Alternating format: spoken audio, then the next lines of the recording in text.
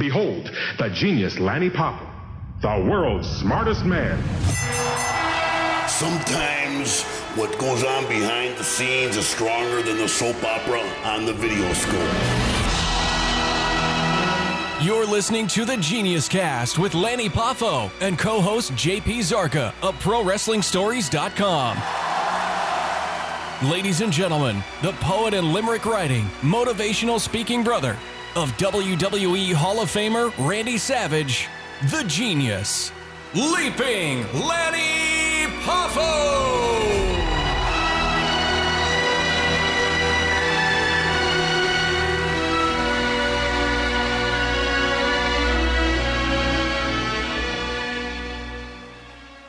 Hello again, wrestling fans. This is Lanny Poffo, and this is JP Zarka, ProWrestlingStories.com. And how about that snazzy new intro? fantastic, and everything's getting better all the time. I do want to thank Bo B. Kraft of the Bocephus broadcast. He whipped that up for us. He's a friend of the show, and you were recently on his podcast last week. Well, not only was I on his podcast, but he sent me a nice t-shirt, so I'm wearing it now. Repping the Bocephus broadcast. It was about last year I met him in Keokuk, Iowa.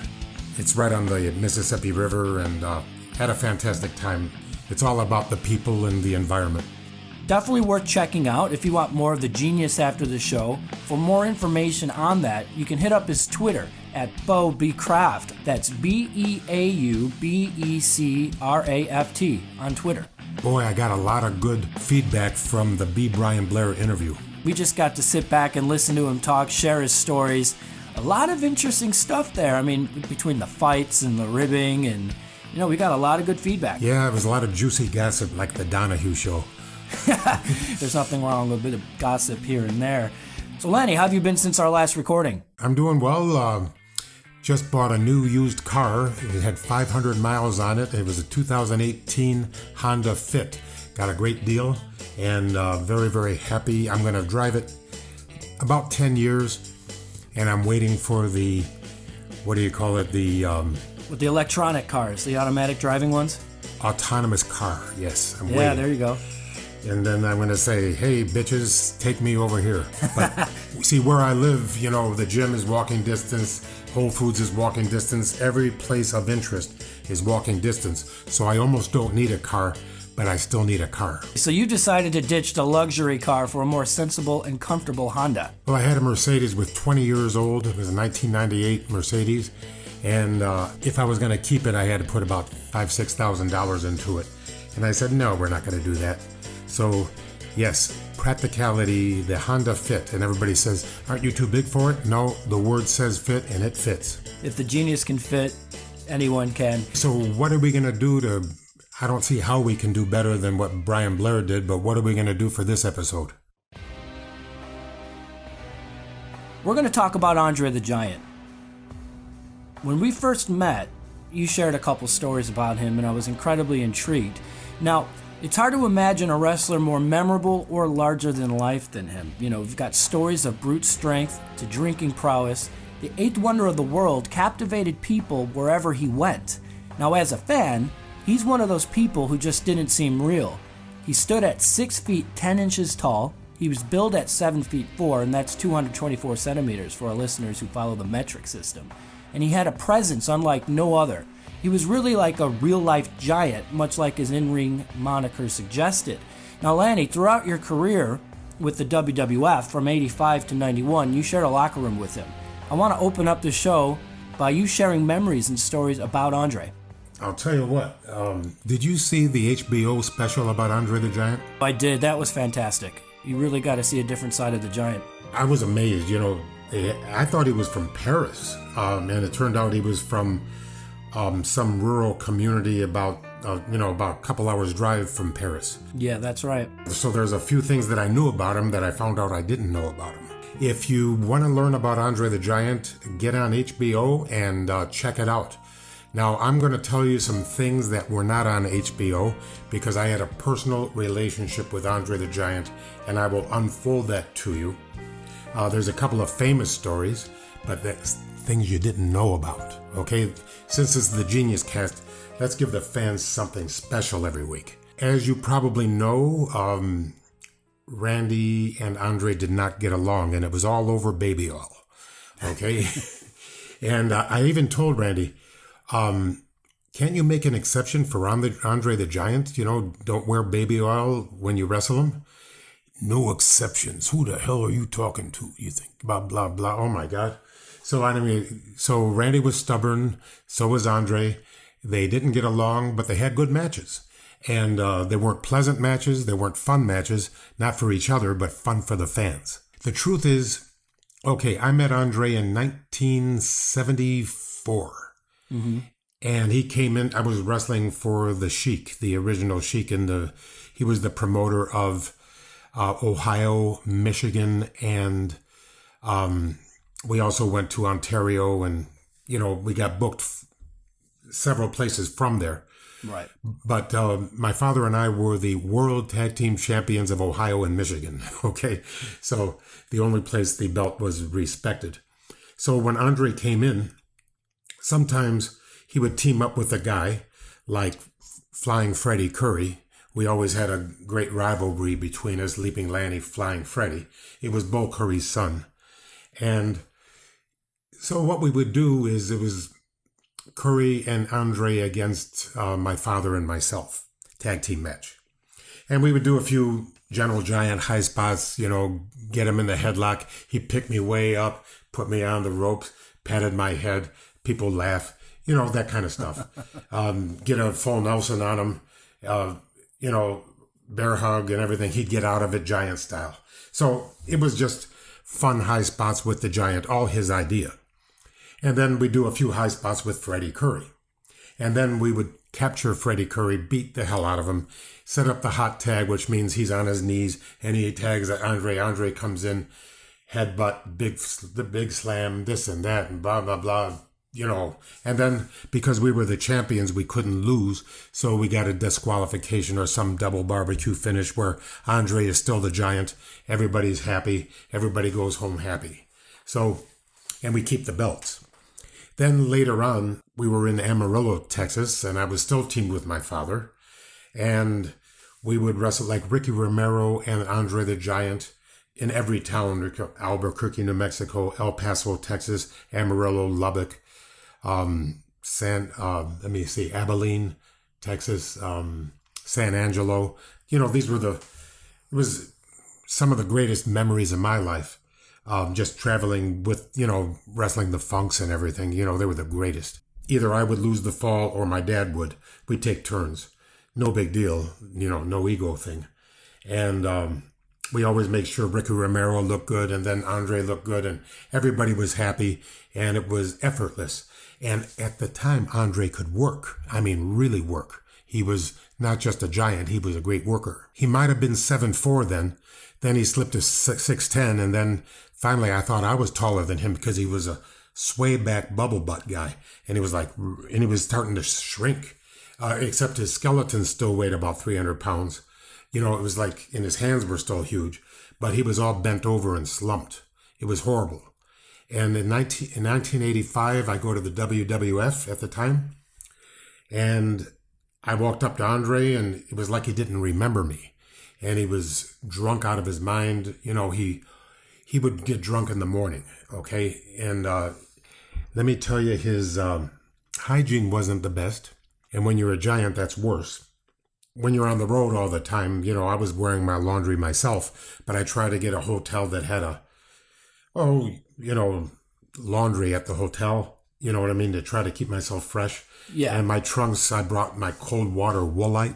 And I would do that every night so it would be somewhat dry by the end of the day. You know, at least I made an effort. It's out of respect to the boys that you're wrestling not to smell out there.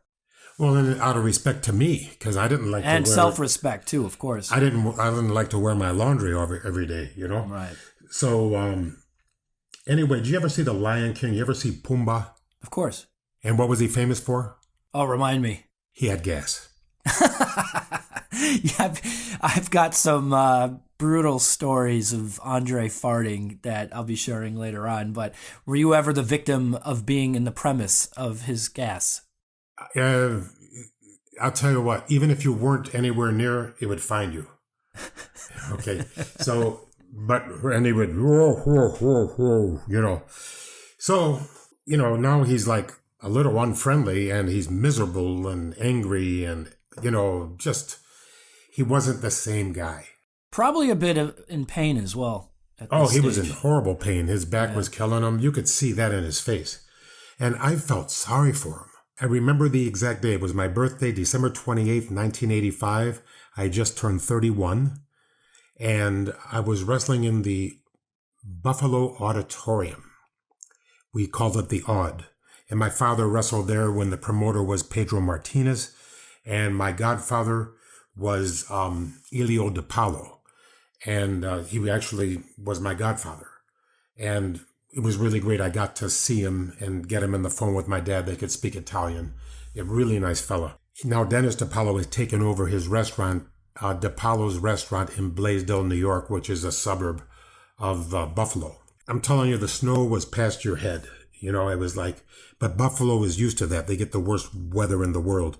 The big joke is that they laugh at Buffalo because of the lake effect, okay? You know, they get all dumped on with the snow. Yeah, they got about 7 feet last year. It was quite horrible, wasn't it? Well, that's the way it is there, and they're used to it. Yeah, that's true. You don't want to get trapped in that type of snow. That's miserable. And they don't close the schools, you know what I mean? Everything, they're used to it. Yeah, and they close schools here for about 2 centimeters. Yeah, Florida, you know, we have every once in a while we get something and everybody's panicking.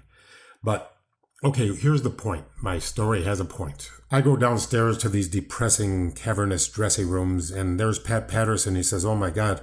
He says, my job is to keep Andre happy, and he's miserable. He doesn't have a deck of cards. See, Andre liked to fart and play cards. That was his 2 hobbies. And drinking, of course. Oh, drinking. Yes, drinking.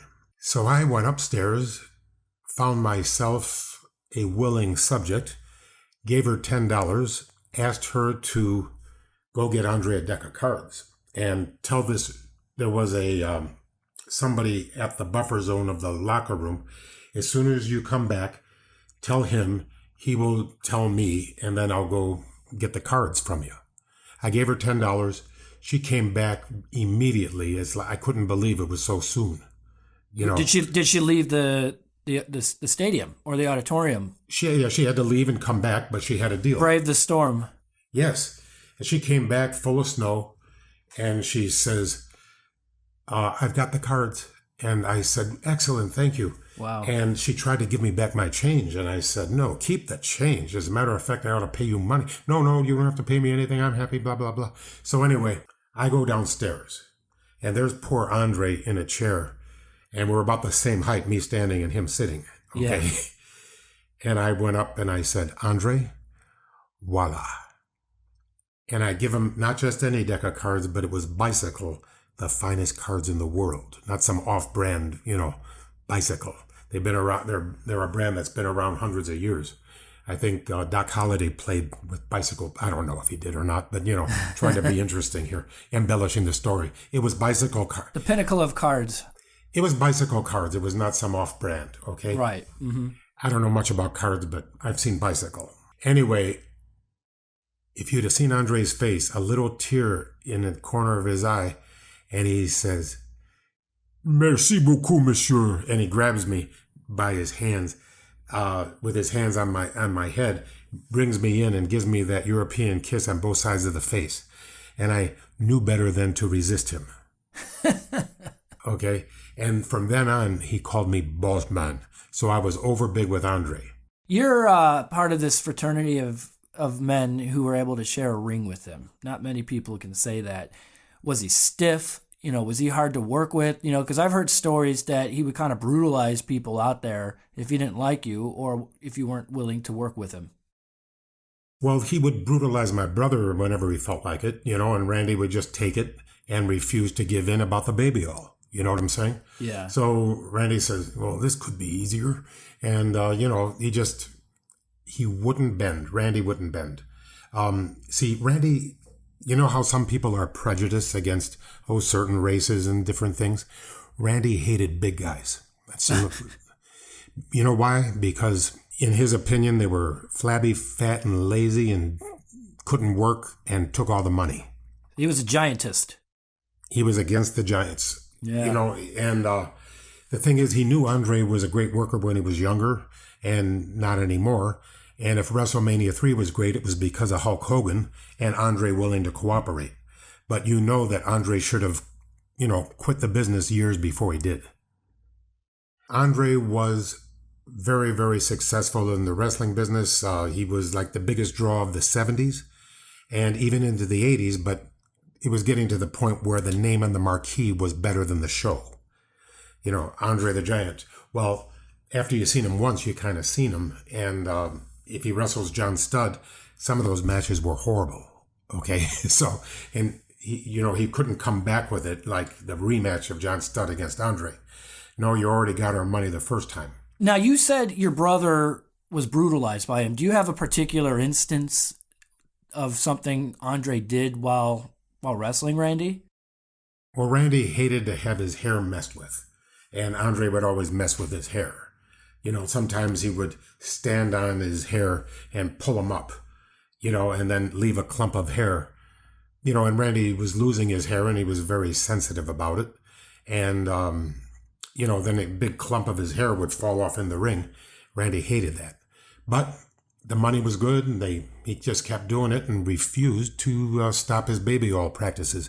See, Randy felt that as a smaller guy in a big man's world, and he was about 6'1", just like I am, but that's not big in this business, and New York was famous for being a big man territory. So Randy would do at least 1 hour of sunbed every day, even if he was on the road. And he lived in Florida. He got the real sun whenever he could. And he used baby oil, and he tried to keep a hell of a tan. Now, he wasn't as tan as some of the wrestlers, like Hulk Hogan was even darker than Randy. And of course, S.D. Jones and people like that. So it was, but Randy was not a racist. He was a giantist, okay? He didn't like the fact that the big guys got overpaid while they were underworking, okay? And Randy's whole big thing was, after the gimmick was over, after the robe came off, and once the bell rang, he wanted to prove that he was a great athlete. And I think he proved it many times, but then when he wrestled George the Animal Steel, he couldn't prove it because George was just a 300-pounder with a gimmick. And the people loved the match, but Randy was never happy with the match. And then George Steele wouldn't take advice because he felt he was the veteran. And he says, just listen to me, kid, we'll have a good match. Well, Randy didn't want to have a good match. He wanted to have a great match. But you can't have a great match with everybody. Do you think everybody is Ricky Steamboat? Some people are 300-pounders with a gimmick, but the fans like it when George Steele chewed the turnbuckle and said, nice, to Elizabeth. You know what I mean? It's like he finally wanted to get rid of George the Animal Steel and work with Ricky Steamboat, and he finally got to. And then, of course, what we're talking about is WrestleMania 3, the greatest match ever. Let me explain to you something, and I'm going to come off as small, petty, and angry. And I hate to do it because, I want to be known as the happiest guy in wrestling, and I drive the happy bus, and, not every day. I'm just a human being, and sometimes I get my feelings hurt, okay? Sure. So, this pertains to Andre the Giant, too. Do you know what a blade job is? Of course. Well, tell the people what a blade job is, because I don't like to expose the business. You're going to give me that job. Well, a blade job is obviously when you're getting a bit of color in the ring. That means a bit of blood during a match. And either yourself or who you're going against, takes a little razor out, which is usually hidden in the wrist tape or somewhere else, sometimes in the mouth, which is always a bit dangerous, I thought. And they just do a quick and easy slice at the hairline. I have absolutely nothing to add to that. Okay. Leave me to expose the business. Well, the thing is, my father would roll in his grave if he knew. Okay. Yeah. But the thing is, I think those cattle have already escaped. Yeah, of course. Okay. The cat's out of that bag anyway. But yes. Yeah, go ahead. Okay. But still, I was raised blah, blah, blah. Okay. I hate blade jobs for several reasons. Number one, I think it's immoral to commit self-mutilation on your body. That's why I don't have tattoos. That's why I didn't I wouldn't have gotten the circumcision if it was just me. Okay? Right. But these decisions were made for me. But I don't want to do anything else to mutilate my body. So I know I sound insane, but this is the way I feel about it. No, you're probably not alone with that feeling. I'm sure there's others out there just like you who feel that way. I'm pretty easy when it comes to those things. I also don't have piercings. Now, I've dated girls with tattoos, piercings, or whatever, because what are you going to do? And fake objects as well, right?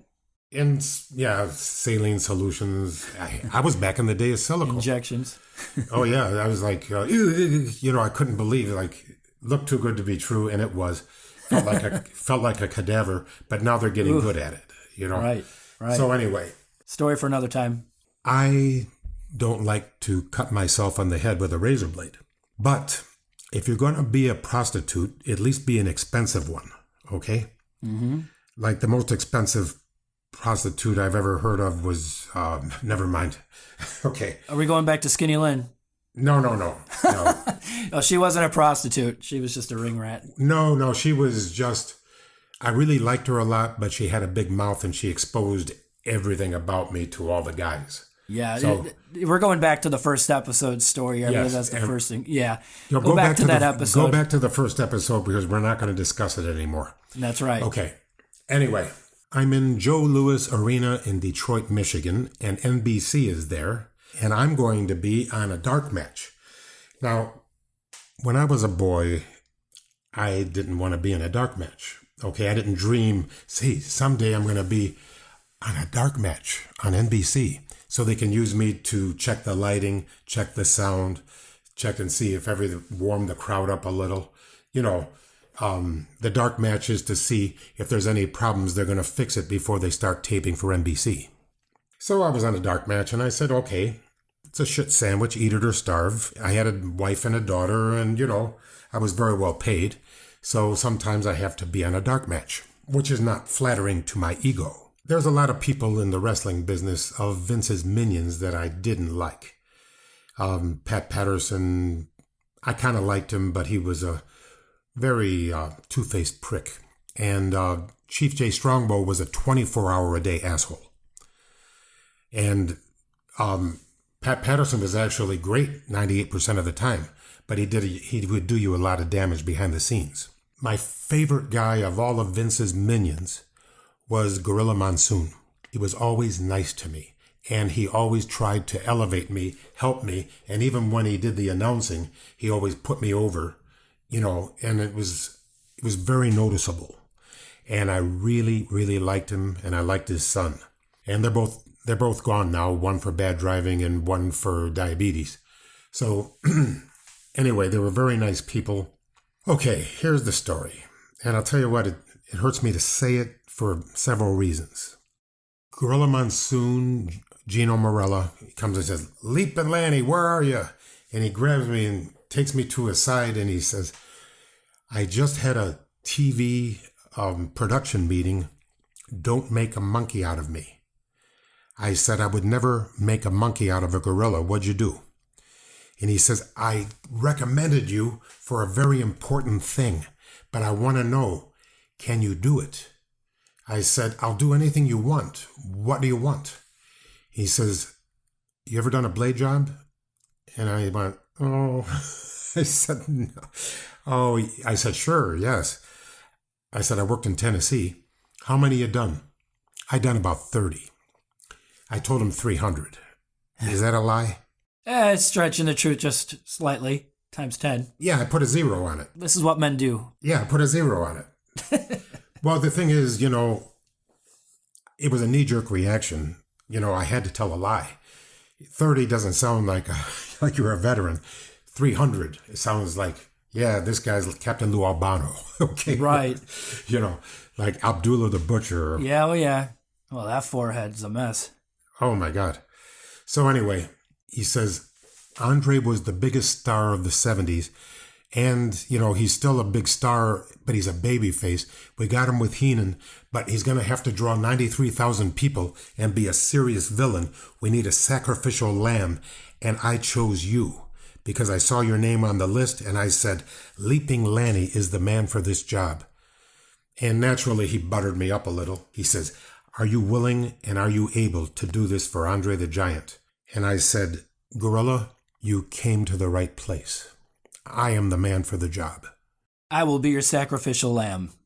Hell yeah. I mean, really, this is NBC. I was in a dark match, So they put me in the Battle Royal. Now, a lot of people have asked me about this before us recording, and it was about this Battle Royal, which you're about to share a story for, at the Joe Louis Arena in Detroit in '87. Now, Andre, this was his first night when he was playing a heel on television. He caught you on the bridge of the nose with a headbutt, which, many thought required stitches to close the wound. Now, what people think was that this behemoth of a man opened you up the hard way. Tell us what really happened. This is the Genius Cast, and we're going to cast away any negativity or falsehoods, okay? Right. I always tell the truth, even when I lie. Okay, I'm going to be on a dark match. I am not happy about it. I didn't, when I was a boy, dreaming of being a wrestling star, I didn't dream about being on a dark match. A dark match is for the TV people to practice their focus and the lighting people to practice their lighting and the sound man to practice his sound. And if there's any problems, they're going to fix them before the real show goes on. I would have rather been on the real show. Yeah. Can you dig it? Are you with me? So Monsoon told you that you were going to do this. You were going to be the sacrificial lamb. So where'd it go from there? Monsoon tells me I'm going to be the sacrificial lamb. No, it wasn't a hard way. And the headbutt, you could not feel it. I could not feel the headbutt. It was like he touched my epidermis without touching my dermis, and definitely didn't bother my skull or the bridge of my nose or anything. Here's what I did. First of all, besides the moral dilemma of, mutilization of your own self, I also didn't like doing it because when I was a fan, I could always see people scratching their heads. Sometimes they would put tape on their finger and scratch their head. Well, you think they're getting away with it? I was looking right at you. I knew when the blood was coming, and I knew who got it and when. So, for many reasons, I didn't want to do it. But don't forget, you're talking to a genius here. Mm-hmm. So I'm thinking it over. And I said, well, one of my favorite shows is Breaking Bad. Great show. Yeah, hiding in plain sight. Of course, Breaking Bad wasn't a show then, so I'm just explaining myself. What am I going to do? I take a big blade, a regular, that you put in your Gillette. I don't ever see them anymore. I taped everything except the four corners of the blade. Then I put the blade in my mouth. And then I was able to get it and put it back, get it and put it back. What I was supposed to do is take a headbutt from Andre, blade myself, have him throw me over the rope, and I get carried out. That was the deal. I didn't do it. I cheated, and I'm going to tell you how. I stood in the middle of the ring all by myself, and I cut the supratrochlear vein, which is also known as the frontal vein if you're not a genius. And it runs from the bridge of the nose up, directly up vertically, and then forks off into the scalp. Now, repeat after me, supratrochlear. Supratrochlear. There you go. It's the supratrochlear vein. In the Genius Cast, you have to learn stuff, okay? That's part of the deal. Say after me. So what I did is I took the blade out of my mouth, stood in the middle of the ring because I thought by hiding in plain sight, with all that talent around me, nobody be looking at me in the middle of the ring. Everybody be looking in the hard camera, but only see the people in the foreground, okay? So no matter which camera was on, you couldn't see me doing this. And if you did, or if the camera caught me, I believe in a thing called post-production editing. This was not live, it was taped. And if I had done a mistake or something, no big deal, right? They just cut it. Patch it up and cut again. Yeah. So I took the blade out, and I took my left hand and I pressed it against my skull, and I cut the supratrochlear vein, or frontal vein if you're not a genius, or if you're not ostentatious, or if you're not pretentious. Showing off now. I'm showing off. Okay, and I'm not a real doctor, but I played one on television. I'm not a real genius, but I played one on television. Right, well, right. Vince McMahon came up to me and said, "Hello, pal." And he gave me that bullshit, like he's my friend. He says, "You're going to do it for us, right?" I said, "Yes, sir."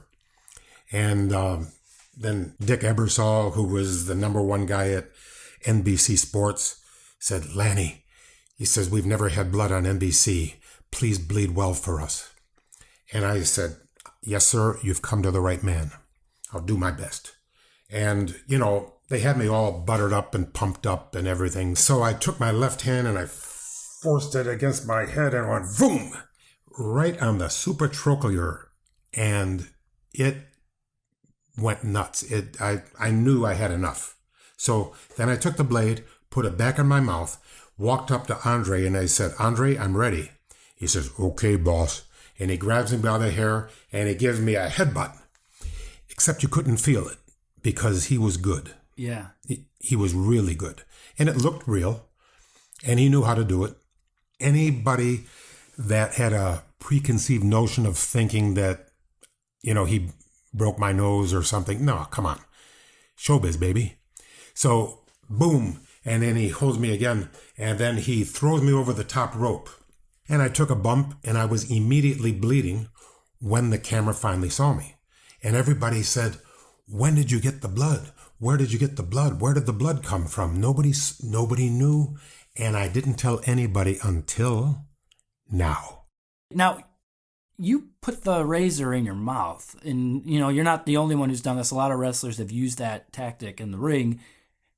Were you nervous having it in there? Like you take a wrong bump, you cut yourself on the inside. I'd be more nervous with the blade on my finger. First of all, why are you wearing tape on your finger? Yeah.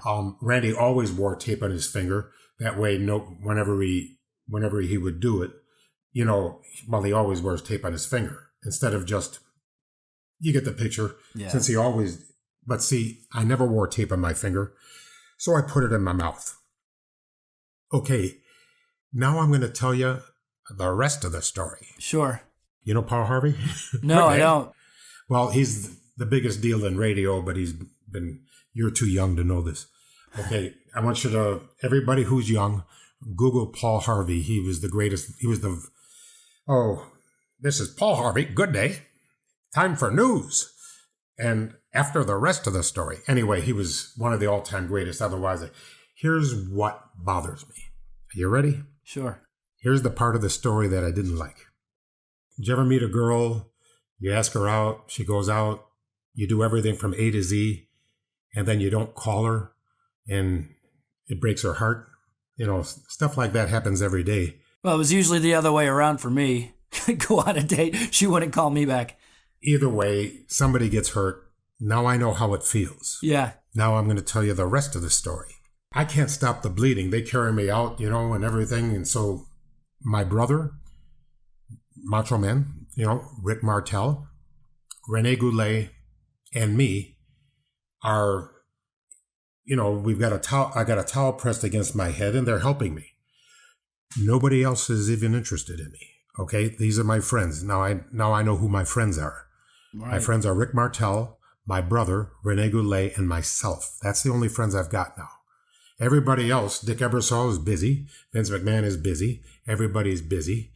Nobody cares about the fact that I'm bleeding to death in the dressing room because I cut the supratrochlear vein, which is a hell of a vein, okay? It's the best vein you got. And I sliced it hard, okay? So I'll tell you what, no one cared. Nobody cared. And when it was all over, nobody thanked me either. What was my big thank you? They announced the card for WrestleMania 3 and yours truly was not on the card. How do you like that? So, that's okay. I still have my wife, I still have my daughter, and I still have my job. But no fucking thank you? Are you out of your mind? So, this was a big effort I made. I cut the supratrochlear vein and I didn't get a fucking card. You see what I mean? Yeah, unfortunately, it seems to be that it's a thankless profession. You go out there, put your bodies on the line, put your health at risk, cutting yourself open like you did, and you would hope at least a thank you. Well, here's the thing now, okay? Here's the other side of the story. Oh, Dick Ebersol and Vince McMahon were there for the please. They weren't there for the thank you. You get it? And when they announced the card at WrestleMania 3, yours truly wasn't on it. Yeah. But it's a shit sandwich, eat it or starve. That's right. And now you could say, anyway. So I just decided to just, well, that's who my friends are. Rene Goulet, Rick Martel. Funny, they're both from Quebec City. Yeah. My brother is my friend. And myself. I am my own best friend. So anyway, that's my story. That's the story of my blade job. And I had a lot to do with the WrestleMania 3 without actually being in it. That was NBC getting it ready, getting Andre hot for, I was the sacrificial lamb. I did my thing, and I didn't get a fucking thank you. Yeah. I would like to get a fucking thank you. If you're listening, send me a card. You know what? It's been a long time. And what's it been? A long time. Well, we know Vince is listening to the show. Oh, yeah. And I think it would be appropriate for you, Mr. McMahon, to write a card to Lanny and just say, thank you for your service. Thank you for putting yourself on the line for me. I think it would be the least he could do. And by the way, while you're doing it, send a sympathy card for my brother. And one for my father and one for my mother. Yeah. Because you're like 0 for 5. Okay? Yeah. This is how I feel. Now I feel a little better, except I got that venom in me. Now I'm supposed to be the happy guy on the happy bus, but if they piss on you and you think it's raining, you're not happy, you're kind of like dumb. Yeah, but you know what I've learned in life and in my 35 long years, and I'm sure you have as well, is that you can control your own outcomes, and that people are going to be their unpredictable selves. And, you know, not always are people going to react the way you would in life, but, you know, you just gotta just let that be. And, you know, as we said, it's a thankless job, and try not to harbor too much resentment for that. Well, what happened was, a couple of years later, I'm NBC again, this time against Hulk Hogan. So I guess if you want to say, did I get revenge? I guess that's the revenge. Yeah, to see there, you know, there was a positive at the end of that. There was a silver lining. Let's take things back to Andre. Now, a lot of folklore around his drinking. On ProWrestlingStories.com, we've got dozens of great stories on him. You know, to read them, all you have to do is head over to ProWrestlingStories.com, hit the search bar, and type in Andre the Giant. You'll have a host of reading material there to keep yourself occupied for a while. Now, in one of these stories, Bill Eadie says Andre's standard drinking was about 5 or 6 bottles of cognac before and during the matches. I'm assuming after the matches, not during. And another story was from the Princess Bride actor, Carrie Elwes, who told the story of drinking with Andre after the night of their movie premiere. He says they walked into this famous bar in New York and literally everyone stopped. He said it was like being in a Western movie when the piano twang comes to a stop. You know, just everything screeches to a halt. Now, Carrie looked to Andre and said, "You can't make a simple entry, can you?" To which Andre replied, "No, boss, but don't worry, they know me here." And when they walked up to the bar, the bartender asked Andre if he would like the usual. Andre nodded. Now, the bartender went on to grab a beer pitcher, and in goes everything from the bar. You know, you've got whiskey, vodka, gin, brandy, everything. And then Andre picked it up. You know, we're talking about this beer pitcher, which is about the same size as a coffee mug. And he takes a giant swig of it and then offers it to Carrie. He explained, although he's never tasted airplane fuel before, he thought that's probably as close to airplane fuel as he's ever going to get. He started coughing, and Andre thought that was very funny. Ho, ho, ho. And for the rest of the night, Carrie just kind of sipped beers as he had to pace himself around Andre. Now, later on, they go to a second bar, and it's in there Carrie recognizes a guy who he saw at the first bar. He thought it was a fan, but then he got a bit concerned because this guy kept looking over to Andre and him. And Carrie goes, "Andre, I think there's somebody following us." And Andre replied, "Don't worry about him, boss." Carrie goes, "Do you know him?" And Andre replies, "Oh, it's a long story." Andre then goes on to tell the story of a time he was drinking in New York, and after about 15 of those famous pictures of his, he slipped and he fell while he was waiting for his car, and he fell on top of a nearby patron. That poor guy must have thought a building was coming down on him, right? And since then, the NYPD, New York's finest, sent an undercover cop to follow Andre whenever he went drinking. And Andre would always buy him a drink too. You gotta think about this police escort. He had such a story for life. I'm the guy who tailed Andre the Giant. And apparently Andre was so funny about the whole thing, and he would say, "It's my protection, boss." Did you have any, did you know about this firstly, and do you have any good Andre drinking stories? No, I didn't know about it, and yes, I do. Okay? It's like, see, after I got Andre the deck of cards, he always called me boss man. And that's what he called you if he liked you. And he never called Randy boss man. But he loved Elizabeth, but he didn't like Randy. So, anyway, it's about the baby oil. Maybe of course. Rewind the tape and you'll hear all about it. So, anyway, here's what happened. After The Princess Bride came out, well, even before, I think because he had a tape of it before it even came out. That's right. And I never saw it in the movies. He's, "Lanny, come to my room." I said, "Uh-oh." I hope he doesn't find me attractive because what can I do? You're going to be his appetizer. Fortunately, he's not giant all over, so that was my only saving grace. Okay? So I come into his room, and he said, "Lanny, you'd order anything you want from this menu. Anything you want." And I said, "Okay." So I ordered anything I wanted. He said, "But you have to have something to drink."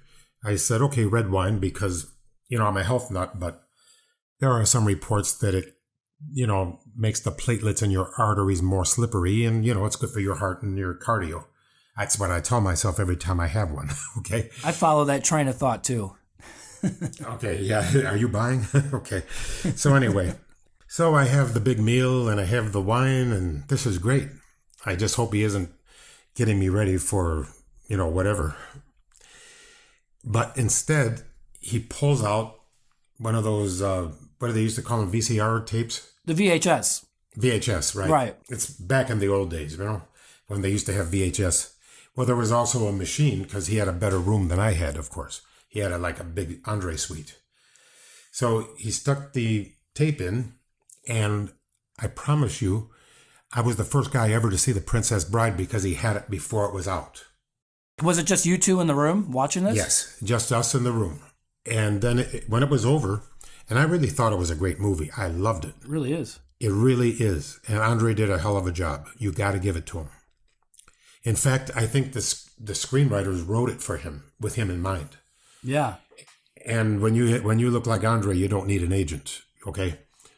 So, "Lanny, what did you think of the movie?" I said, "Andre, what do you think?" "It sucked." No, I'm just kidding. No, you think I would say that? Not a chance. Trust me. I said, "Andre, it was great. Did you like my performance in the movie?" I said, "Yes, I did. I loved it. You were great. Excellent. Nobody could have played that better." "Oh, thank you so much. This is very important to me, and I like you so much, and you're such a, always so nice, blah, blah, blah." Okay. So then he finds me again. He said, "Lanny, come to my room." He says, "Anything you want." And then I thought it was in Groundhog Day. He put it in. We watched a movie. Okay. You watched it a second time. No, I've watched it about 6 times. Okay, on 6 different days, because the wrestling, you're booked. Boom, boom, boom, boom, boom. So I think I watched it 6 times. Now I have to admit, ego-wise, I would have enjoyed it more if I was in it. Than I could. Sure. But since it wasn't have anything to do with me, and he kept asking me, "Did you really like it?" I said, "Yes, Andre, it was really great." Now I'm thinking, how am I going to tell him no? I can't go in your room. Okay. Well, when the Andre asks, you don't say no. I decided to do the cowardly thing, and I hid from him.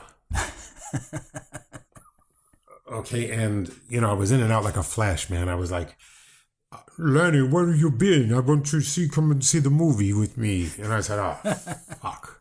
He's found me. So I thought to myself, maybe if I wore baby oil, he wouldn't. Anyway. I think that's hilarious that Andre. Now, did he forget that you watched it with him, or was it just he just wanted to see it again with you?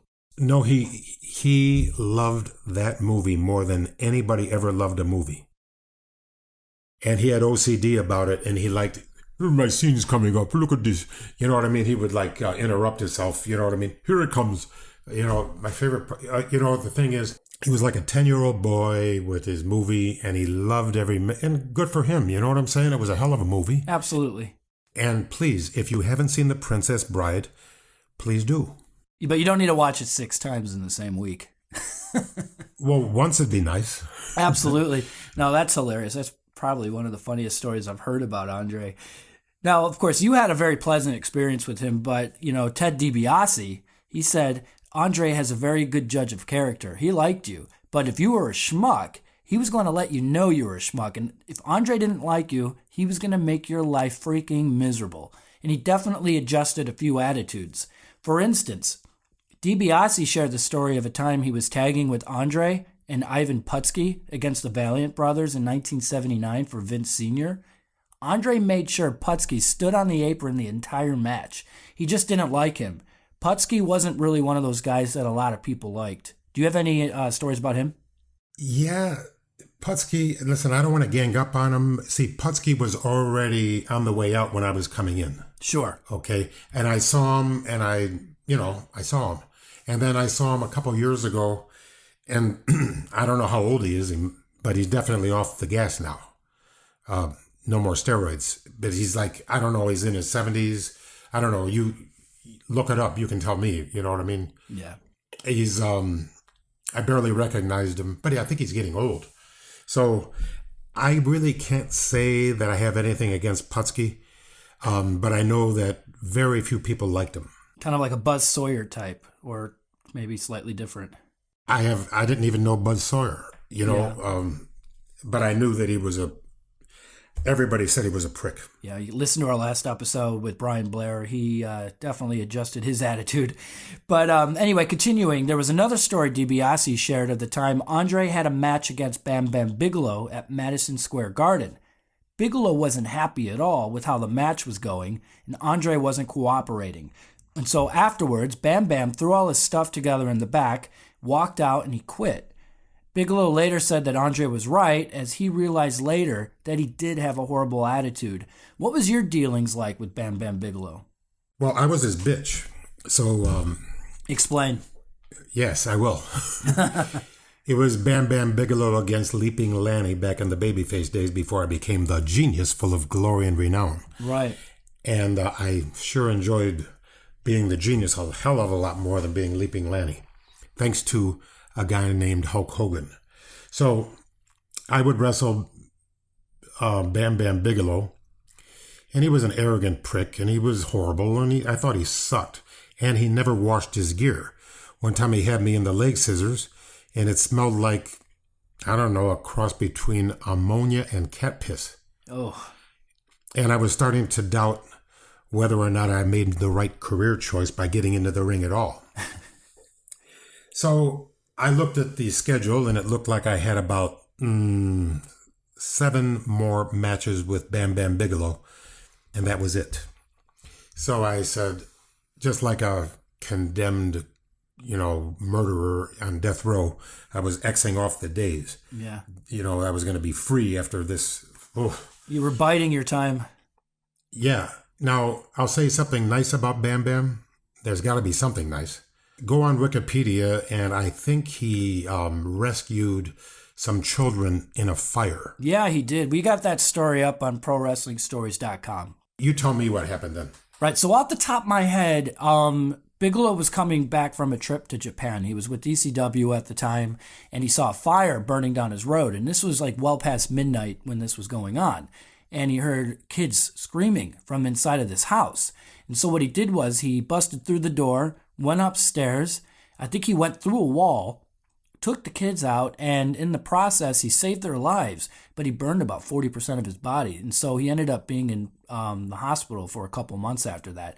But, he was a hero in this instance, and that situation, sadly or ironically, wasn't too far off from his in-ring moniker.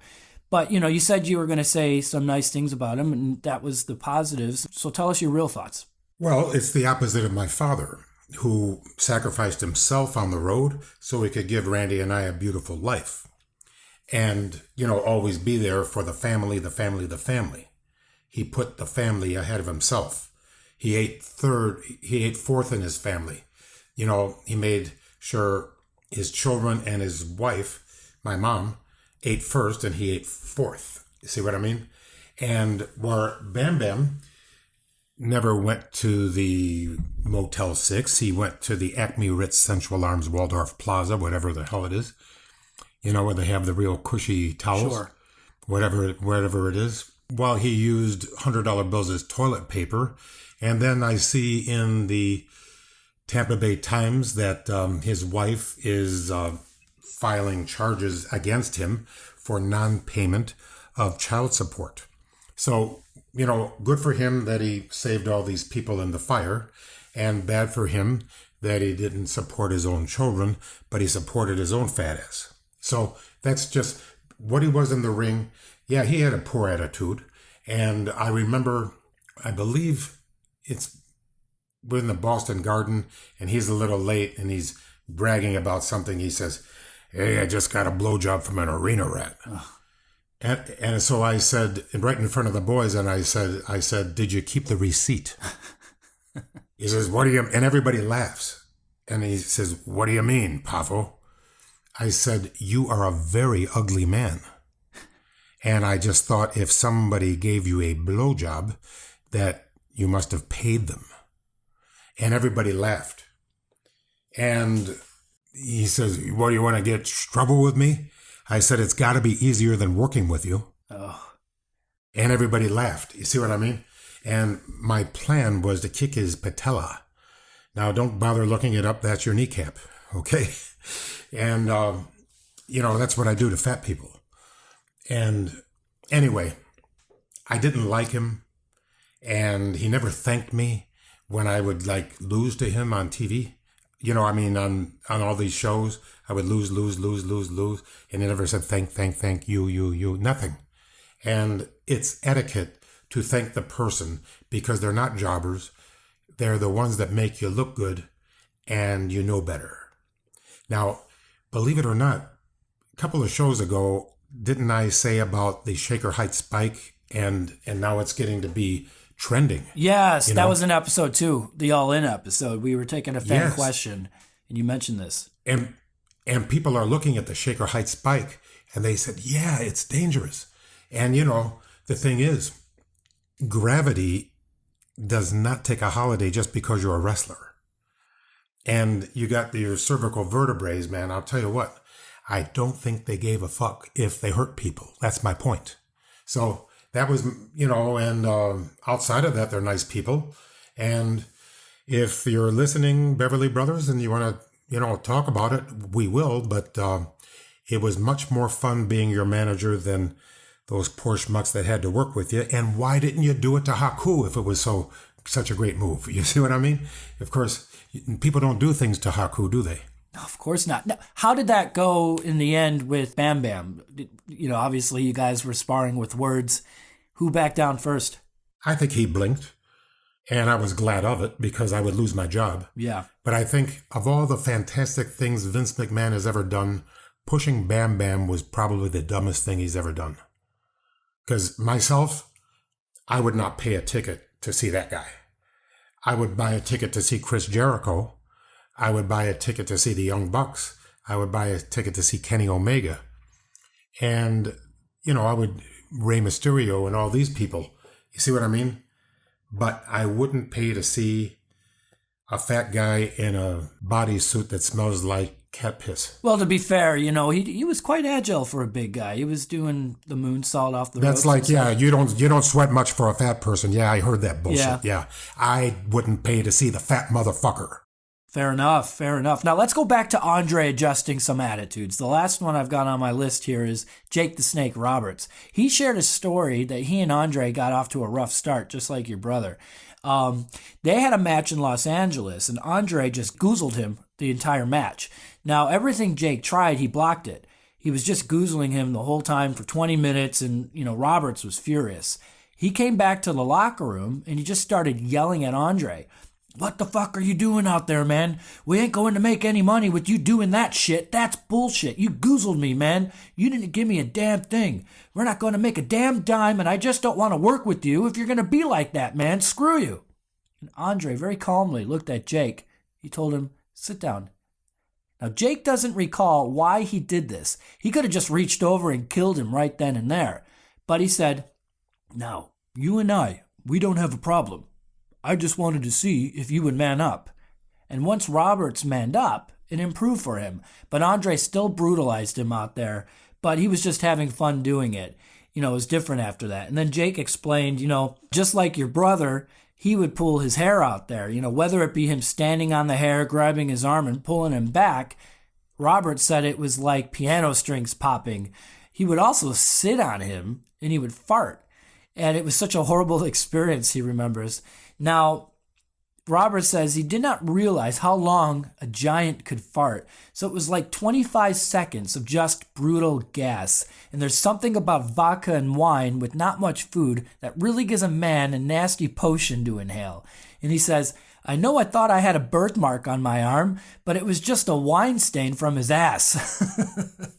Now, Jake continued, he could do some stuff to you out there, and his strength was just incredible, just unbelievable, but he loved that man, and he loved working with him, and they had a great time. And that kind of goes along with what you said about his gas. And even DiBiase, he even told a story once when he was in Japan, and they were on an elevator, and a bunch of Japanese people came on in their suits and such, and Andre just let out this long, loud fart, and everyone on there just looks so uncomfortable. And you know how, with the Japanese, they're trying to keep their calm. They're not making a thing of it. They're no selling it. But DiBiase said that was one of the funniest things he's ever experienced. Yeah, it's not my idea of fun. You know what I'm saying? I don't. Not for the smell alone, no, but to be present for that, that would have been one of the funniest things. Yeah, I'm not into that. Okay. Not into the toilet humor? No. And you know what? No. In fact, I think the story that Andre, I want you to man up. That's why should you man up?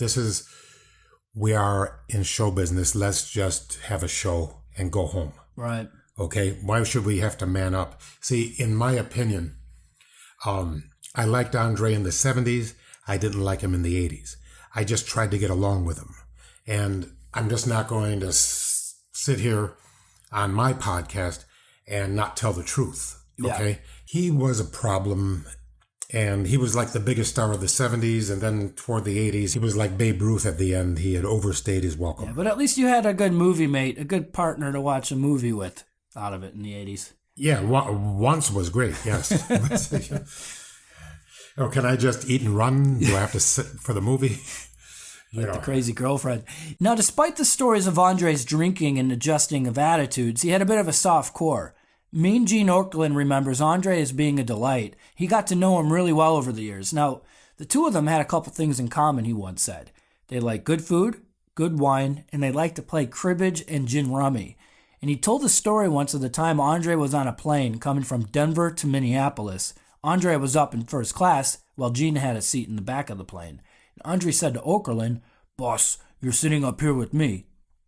So he sat down, and Andre ordered himself a Bloody Mary, and it was 8 a.m., by the way, and he called it the eye-opener, he said.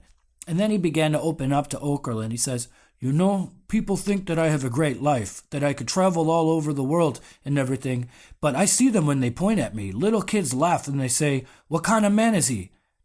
Okerlund says he saw him cry. Okerlund also was saying that he was quite a sensitive man, and nobody really realized this. Did you see the softer side of Andre? I never saw it, but the HBO special kind of helped me learn, his dilemma. I never had him, he was always either happy or pissed off, but I never saw him sad. Yeah. He's human. Big heart, apparently. Do you have any final memories you'd like to share about Andre before we move on? I just think he was a medical giant, and it was kind of sad. And he was one of the greatest stars ever. And believe it or not, JP, I don't regret cutting my supratrochlear vein for Andre the Giant. Even if nobody thanked me, I thought it was a good move. Freak out! It's the Macho Man clip of the week. Oh, yeah! WrestleMania 3 at the Silverdome in Pontiac, Michigan. It's a day that I'm certain my guest at this time will not forget. I'm talking about the former Intercontinental Champion of the world, Macho Man Randy Savage. Nothing means nothing. Nothing. Nothing means nothing. Nothing means nothing. What do you mean by that? More, I'm talking about all the way to the top, yeah. Unjustifiably in a position that I'd rather not be in, but the cream will rise to the top, oh yeah. Macho Madness, yeah, has got more to offer than President Jack Tunney thinks that I got, yeah. And I'm gonna tell you something right now. Cards stacked against the Macho Man Randy Savage in WrestleMania 3. Yeah, let me say it, yeah. Let me say it out loud. And let me point to the president of the World Wrestling Federation. The Macho Man Randy Savage is not happy with your decision, yeah. I am the cream in the World Wrestling Federation. Wait a minute, Brent. And there is no doubt about it, yeah. You mean Gene Okerlund. You know that I'm the cream of the crop. Oh, wait a minute, though, Randy. I've got to ask you very seriously. Do you blame Mr. Jack Tunney, the distinguished president of the World Wrestling Federation, for Ricky Steamboat being the Intercontinental Champion today? Yeah, I do, yeah. Outside interference, yeah. In my moment of glory. Yeah, no, I'm living in a nightmare. And I am the cream. And now, not only the Intercontinental Heavyweight Championship belt must fall, but the World Heavyweight Championship belt. Because Hulk Hogan, yeah, I am the cream, yeah. The cream of the crop. And there is no one that does it better than the Macho Man Randy Savage. On balance, off balance, doesn't matter. I'm better than you are, yeah. And I'm talking to everyone in the World Wrestling Federation. And I'm even talking to President Jack Tunney, yeah.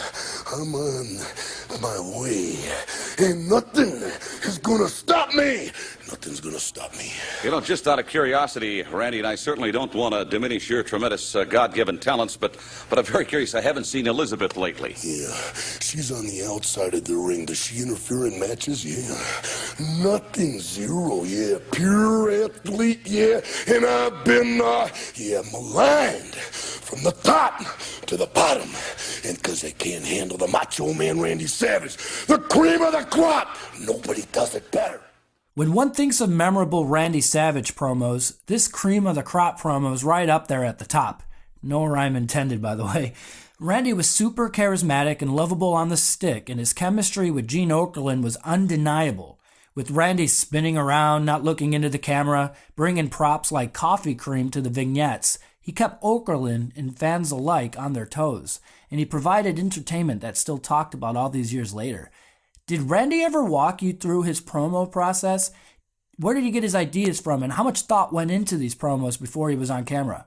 Well, I was there at the beginning when he was developing his character, and we stole it from, I say we, I helped him, Pampero Firpo. Right. Whoa, yeah. You know, you are watching #1 station in Hawaii. Whoa, yeah. That's not even a good imitation of Pampero. But Randy, I said, read it like that. He said, you are watching the #1 station in Hawaii. Ooh, yeah. That's when I realized, that's it. You've got it. He said, I do. And then he stayed in the bathroom for about 3 months, you know, in the mirror. Boom, boom, boom, practice. And he was never satisfied with any interview, any match, any costume. He could always make it better. OCD. Better. That's why he hated working with George Steele. And he loved working with Ricky Steamboat. You see what I mean? He wanted to have the best match every night. And he couldn't because you just can't. So my philosophy is do your best, forget the rest. I've got no pressure on myself. I want to do my best. But the thing is, if you're not perfect is something you'll never be. Except for perfect idiots and perfect assholes, there's no such thing. Where did Randy get these ideas from, though? I know he borrowed inspiration from Pampero Firpo for the, oh, yeah. But for these promos where, he's bringing coffee creamer out and saying, the cream of the crop, where did this come from? That was on the fly. He saw a creamer, he saw a cup of coffee, whatever. He was always looking for props, anything to make it interesting. That's amazing. And I have to ask, was your brother like this intense off camera? Like, a lot of people ask, did he talk like this once the cameras stopped rolling? Was that obviously his voice amplified, or did he really have that raspy voice?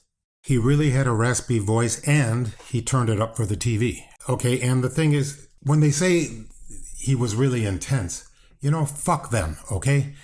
He never killed anybody. He never went to jail. You know what I mean? Fuck you and your intensity. You know what I'm saying? Well, I say intense in a good way. Yeah, you say intense. It's not a good way, okay? I take offense to it. He was a good citizen. He was a good man. And, was he really that intense? Like there was something wrong with him. He was OCD about the business. He cared about the business. Now, as a wrestling fan, wouldn't you rather have a wrestler care about the business? Absolutely. You couldn't keep your eyes off him. Some of the people didn't care about the business. They went in there and played cards. Randy could have taken all their money every night. He didn't. Not that he hated money. He loved money. But he wanted to get dressed and get ready for his match. And then on the road, he was busy finding a sunbed where he could lay in it for 1 hour. And then put baby oil on before the match, even if it meant pissing off the Giant. You see what I mean? Right. It was all for the business. Wrestling fans, it was all for you. And if you bought a ticket to see him, you did not ask for a refund. And the reason I'm saying it is you might have asked for a refund from me once in a while, but not him.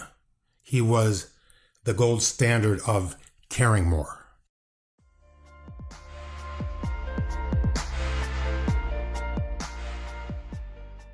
We're going to go to the fan questions of the week. Now, Liam asks, at WrestleMania 6, Mr. Perfect, who you were managing at the time as the Genius, lost his perfect streak to Brutus the fucking Barber Beefcake. After the match, Beefcake cut your hair as part of his gimmick. Now, Pat Patterson set this up, but nobody told you that this was the plan beforehand. You were rightfully upset when you got backstage, and your brother even threatened to beat up Beefcake as a result. Many people feel Patterson did that as a way to rib you. Can you walk us through what happened backstage after that match? Okay, the premise of the question is 100% false. First of all, I was not angry. I wanted to lose my hair that night. Okay. Because I had an idea. I didn't have an idea. I copied an idea from 1978. It was Buddy Rose. He used to wear the wig after losing a haircut match. And I said, wouldn't that be the greatest thing to pop the crowd? See, if you remember, at a pay-per-view in January, the Survivor Series, the Royal Rumble, I can't remember any of them. Anyway, I wrestled Beefcake, and he already cut off a big swatch of my hair. And then I was booked in several main events, and I would lose the fall to Hulk Hogan, and then Beefcake would cut my hair. So by the time WrestleMania was there, I already looked like chemotherapy. Okay? It was ridiculous. So to say that I was upset, this is my 5th haircut match that I've ever lost in my life. Okay? I actually look better with a bald head. It's got a nice shaped head. I look like Mr. Clean. So Beefcake always, his memory is perfect, except everything he knows is wrong. Okay? Now, was Randy mad? Randy was always angry. And is Pat Patterson ribbing? Listen, I've said some horrible things about Pat Patterson, but let me say this. Pat Patterson was 100% business all the time. Even when he was having fun, he always put the business first. Do you understand me? Absolutely.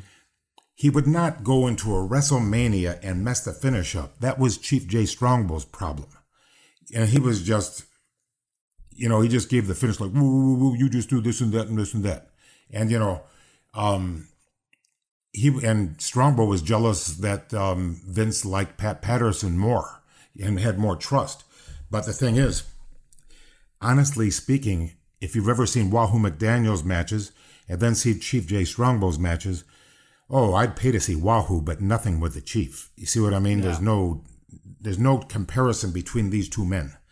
So anyway, my point is, look, I don't want to knock Brutus Beefcake. If he thinks I was upset, I was not. Yeah, he said in a Kayfabe Commentaries interview that you didn't know and that you were trying to run away because you did not want it to happen, and then your brother even stepped in the back to threaten to beat him up. So I think he's got the story wrong. No, that was my 15th haircut from Brutus the Barber Beefcake. Yeah. I wanted, after it was over, I shaved my head clean so I could start with the wigs. And every time they would knock the wig off, the fans would go crazy, just like they did in Portland, Oregon, when I stole the gimmick of Playboy Buddy Rose. Okay? I'm admitting to you, I'm not always original. But I figured if Buddy Rose can do it, I can do it. And I love cheap heat. I love to pop the crowd. I want to pop the crowd. That's all I live for. You know, when I get out there, if I don't pop the crowd, I feel dejected and I feel like I failed. And guess what? I'm right. So now Beefcake, he's got a lot more problems than just that. But whatever you think of him or whatever you think of me, just remember, I'm telling the truth at all times. Paul Skivers on Twitter wrote in and asks, what are your memories of Randy Savage's feud with Ronnie Garvin in ICW? Thanks and love the podcast. Thank you, Paul. Well, Ronnie Garvin and Macho Man Randy Savage had a fantastic match, and they drew a lot of money, and they had a great feud. And it was based on a lot of exciting creative bookery. You know, when you got the same main event coming and coming and coming to the same towns over and over and over again, you got to keep it fresh, and they built up a great audience because the fans knew this was more entertaining than you're going to get watching Who Shot JR. Richard Curtis wrote in by email, and this is what he had to say. Lanny, my earliest memory of professional wrestling was of your dad, Angelo Poffo, on TV from Marigold Arena in Chicago. My two favorite wrestlers when I was younger were Angelo and Dick the Bruiser. But once I saw the Macho Man in the WWF, he became my all-time favorite. I'm not sure of the year, but probably during the early 1970s, I saw on Chicago television your dad, and he was acting as the manager of a tag team, which I think were called the Graduates. The two wrestlers wore caps and gowns, and they were very anti-establishment heels from the University of California, Berkeley. Who were those two wrestlers? Were the wrestlers you and Randy? No. My father was not the manager. He was a tag team partner of Kenny Dillinger, and the manager was Mark Manson, whose name was not Mark Manson, but Dick the Bruiser thought that he looked like Charles Manson, and that's what, that's the kind of creativity they had back then. He had the long hair and the beard, hippie type guy. Yeah. And so he changed his name. Mark Manson, Charles Manson, they took advantage. Yeah. And then he also asks, what was the origin of the Genius character? Well, a lot of wrestlers have gone to the ring in a cap and gown, so that's the cap and gown thing has been, I cannot take credit for because it's been going around for centuries. Okay. And wrestlers that have worn the cap and gown, my father, my brother has, I have, Professor Boris Maximilianovich Malenko is a great cap and gown wearer. And Professor Roy Shires, who became the promoter in San Francisco. The Genius character was inspired by me through Peter Sellers in the movie The Pink Panther and all those movies. I knew that, you idiot. I was only testing you. So, and I always thought, here's a guy that thinks he's smart, isn't. And he always winds up with egg on his face. So I was a comedian when I was the Genius. That was all for being the buffoon, okay? And, of course, not really brave, kind of cowardly, but I was very brave when your back was turned, and I was deadly then. So something you could really be angry at. But in those days, I was like the only comedian in a very serious business, and I was trying to give myself a new personality because Leaping Lanny had worn out his face after 5 years of being a struggling, suffering hero. Right. That's right. In fact, I was watching a couple Leaping Lanny videos on YouTube just last week, and Gosh, I saw you up against Kamala. And what were some of your best memories as Leaping Lanny? Okay, my best memories as Leaping Lanny, I got to wrestle Bob Orton Jr. and Terry Funk, and after those matches, all the boys wanted to hug me and shake my hand and say what a great match it was. Brilliant. And I wanted to answer, well, it's because of Terry Funk and Bob Orton Jr. more than me, but thank you anyway. There's nothing better as a wrestler than going in the back and getting a round of applause and pats on the back like that. That's right. Now, a person who goes by the name of Only When Bored on Twitter wrote in and asked, on the April 28, 1998 episode of WCW Thunder, Macho Man called Bret Hart the biggest mark of his own publicity, and then he said that Bret's overpaid. To your knowledge, how much of that was real since he was using terms like mark, and how was his relationship with the Hitman? Randy had a great relationship with the Hitman, and Bret Hart called me when Randy died. And also a lot of wrestlers, for example, Ted DiBiase and several others. Now, let me just say this. I don't know what was going through his mind during every interview, but it must have gotten over if you still remember it. How's that? In fact, on that DVD for your brother, Bret was known as saying after Macho Man dropped the title, he made sure he seeked him out and shook his hand for being a great champion. Right. Well, I don't know about that, but I'll tell you what, at least Bret called me when Randy died, and that meant a lot to me. Mikey Rovalata sent in a question on Twitter, bringing up an interview Randy did in 2003, where he was saying he wanted to fight Hogan for real in a shoot-style fight for charity. He joked in that interview, saying that it would be a good tax write-off at the end of the year. Why was Randy making rap songs about Hogan and doing so many interviews calling Hogan out? Because there was a shock jock, I don't want to mention his name, but it's Bubba the Love Sponge. And they would say things about Randy and my mom and my dad and myself every day. Well, my way of fighting back was I didn't listen to that show, okay? And Randy listened to every word of it and decided to do something about it. And that's the answer to your question. Now, he wanted to fight Hogan, for real. Whatever happened of that? Listen to me. Hulk Hogan did a lot for me. Where would I be without him? I wouldn't have had that thing on NBC. We are not going to use this podcast as a vehicle to insult Hulk Hogan. Period. End of story. I'm going to make it my mission to get you to say something controversial about Hulk Hogan over the next couple weeks or months. What do you think about that? What do I think about that? It's never going to happen, ever, ever, ever.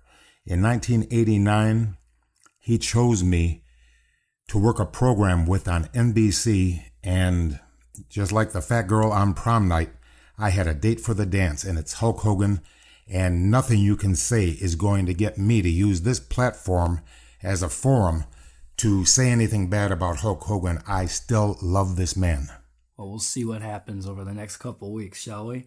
Tom Dyer on Twitter asks, one of my all-time favorite Savage matches was Randy versus Flair at WrestleMania 8. I feel it's very underrated. How did your brother feel about that match and working with Rick during that run of the program? I didn't ask him how he felt about things, okay? Like what went through his mind, went through his soul.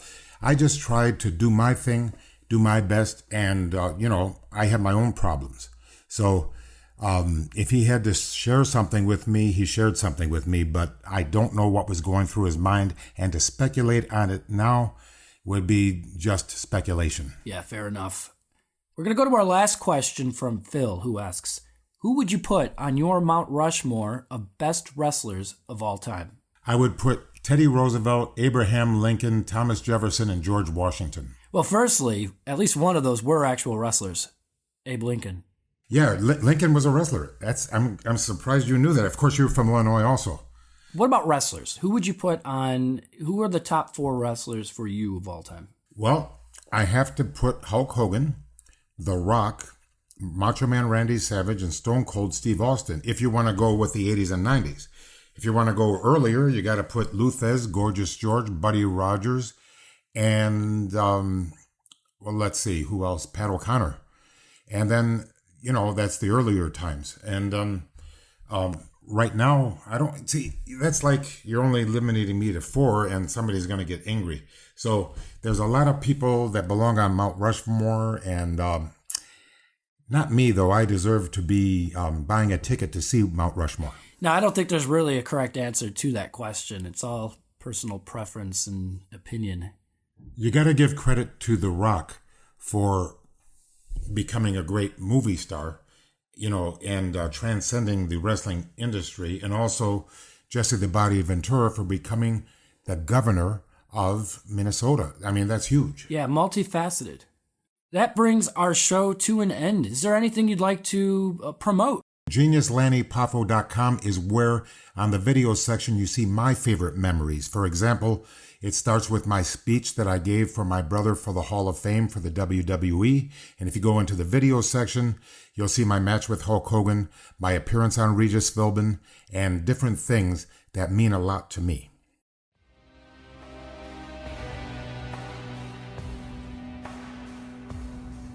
In this world of wrestling giants, one man puts them all to shame, and he's every bit as rugged as the Alps from where he came. The French-born Andrei Roussimov's no stranger to our shore, but we call him Andre the Giant, 'cause he's every inch and more. And millions stand in line to see God's mightiest creation, who's been called the greatest athlete of any generation.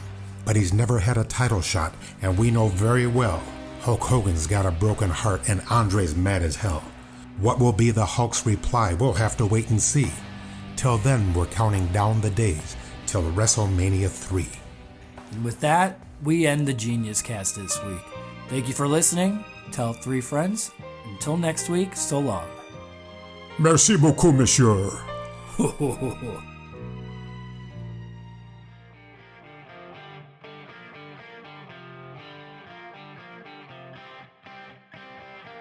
I just want to say, not as the Genius, not as Leaping Lanny, as Lanny Poffo. Thank you to all the fans that made this Genius Cast a big success. It's a lot of fun to do. I hope it's fun to listen to. We can't thank you enough, guys, and thank you to everyone who's already left a 5-star review on iTunes. Every single one of those is going to help our show grow. If you haven't done so already, you can find us on Twitter, Facebook, and Instagram at The Genius Cast. We're going to be using those accounts to keep the Poffo family memory alive. Quick shout out to ProWrestlingTees.com, where Lanny's got his Brothers from Another Mother t-shirt for sale. You've seen it on All In, now you can wear it in front of your wrestling friends. You've got Lanny Poffo on one side, and you've got Black Machismo Jay Lethal on the other. Thank you to all the fans who've written in and sent in your poems that you wrote specifically for this show. That means a lot. You can continue to do that and send Macho Man Clip of the Week suggestions and questions for the show to thegeniuscast@prowrestlingstories.com. Find Lanny every Monday on Reddit, where he'll be taking your questions and you get a chance to communicate with the genius himself. We had a lot of fun this week, and we can't wait to bring you a new Genius Cast each Monday, so don't forget to subscribe. I'm JP Zarka, and you can find me on Twitter at JP Zarka, that's Z like zebra, ARKA. That's it for now. So long and goodbye.